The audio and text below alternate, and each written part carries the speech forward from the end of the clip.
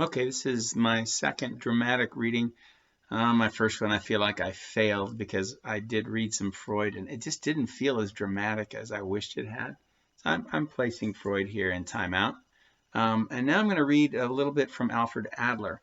I'm reading from his book, What Life Should Mean to You. And here's just a short excerpt from the first page. Adler writes, "We experience reality always through the meaning we give it, not in itself, but as something interpreted. It will be natural to suppose, therefore, that this meaning is always more or less unfinished, incomplete, and even that it is never altogether right. The realm of meanings is the realm of mistakes."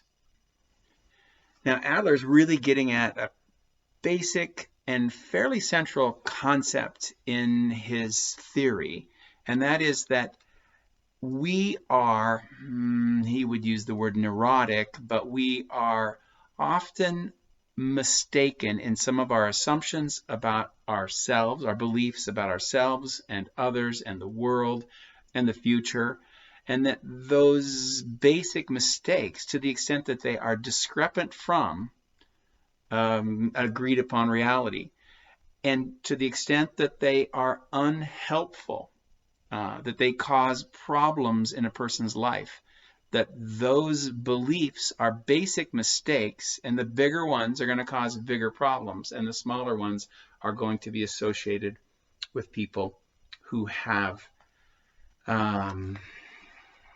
fewer problems and are better adjusted. Now, I have a couple of props here. I have a saber-toothed tiger. It's pretty cool. If you push the button, it kind of... And then I've got Tigger, right? Two maybe similar phenomena that can get into people's lives.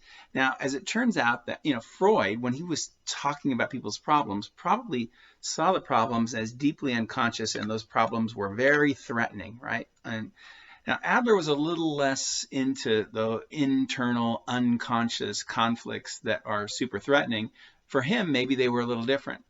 Now that's kind of a silly example. Jung might really be more attracted to viewing people's internal or personal problems as Tigger-like, because Jung would want you to dive into your unconscious and swim around and experience it for the growth that it will provide.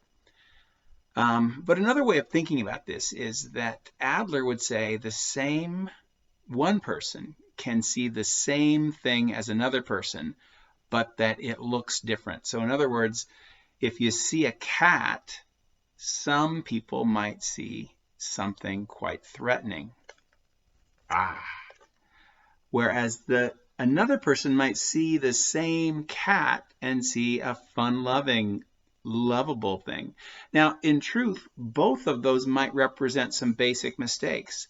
The cat may or may not be threatening, and the cat may or may not be cuddly and fun.